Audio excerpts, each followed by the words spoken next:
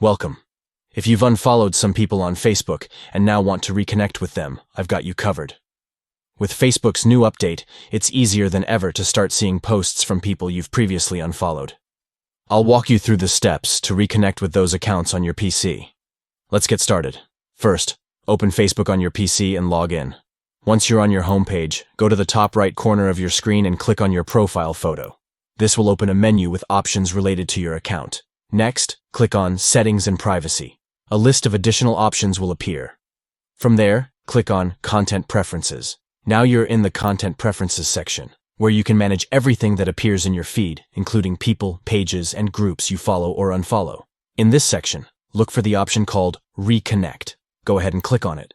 This will take you to a list of accounts you've unfollowed in the past, giving you the opportunity to reconnect with them. Once you're in the Reconnect section, you'll see all the people you've unfollowed. To reconnect with someone, simply find their account and click on the small icon next to their name. By clicking that icon, you'll start seeing posts from that person again in your feed. It's that simple. And that's it.